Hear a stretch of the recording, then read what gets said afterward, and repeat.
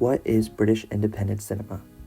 Distinguishing between mainstream and independent cinema in Britain is challenging, as the two work in tandem. Independent relies on the mainstream to contrast and to be independent from, while the mainstream is dependent on the fringe and independent sectors for its renewal and survival.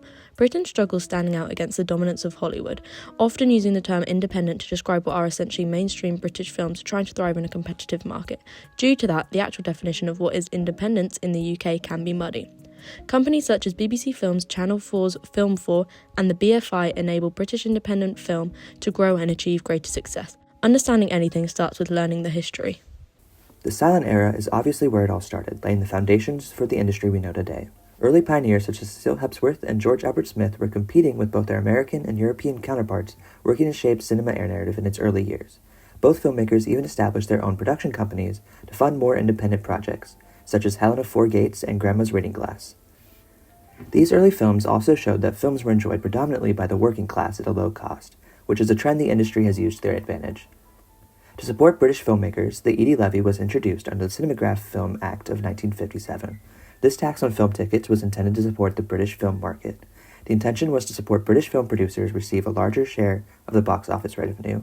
The levy did help the industry as it meant that independent producers were making more money, which could then be filtered back to the creation of more independent projects.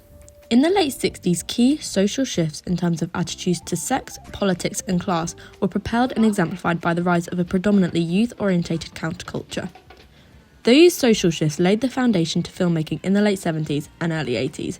During this time, gender and the female view were the focus for some key independent experimental films. Filmmakers like Peter Wallen and Laura Mulvey were in the forefront of such change. Their film, Riddles of the Sphinx, follows a loose perspective of Louise while presenting criticisms on the male gaze. Not much later, the relative cheapness and universal ability of Super 8 cameras in stock meant film movements sprang up in countries all around the world throughout the 80s. Having a way to create video more readily available led to more experimental styles, piercing the seriousness of avant-garde. It created a species of underground cinema which was passionate but self-mocking, explored sexual and cultural identities, and reimagined film in fresh and exciting ways. Following race riots in the 70s, more funding began to be shared among minorities. The British National Cinema calls this the Black Renaissance. Isaac Julian and his film Young Soul Rebels was of major importance to the movement. British cinema in this time period was severely unstable, funding was selective, the Eady levy was abolished, and competition with Hollywood was only increased while audiences were decreasing. Interesting enough, though, it cultivated a good environment for the cult audience. Underground cinema took off in many alternative and punk scenes. Films such as The Wicker Man, Quadrophilia, and The Man Who Fell to Earth highlight this change.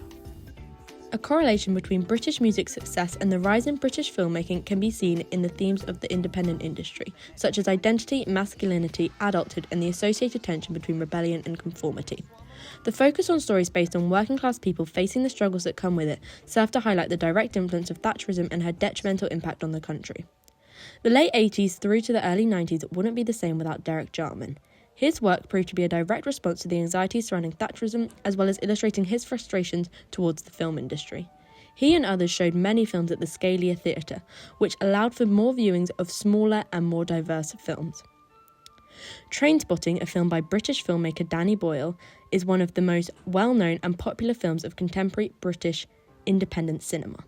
The film highlights the key themes of the industry. It also set out to disrupt the stereotype English people and beyond had of the Scottish population. It's shite being Scottish! We're the lowest of the low!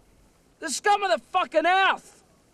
The most wretched, miserable, servile, pathetic trash that was ever shot into civilization!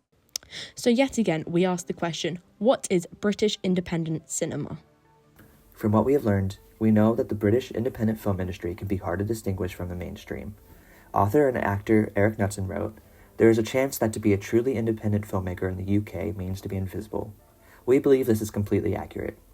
This presents itself in the key themes of British cinema as a whole. British cinema is fueled by the frustration, uncertainty, and fear of the working class people.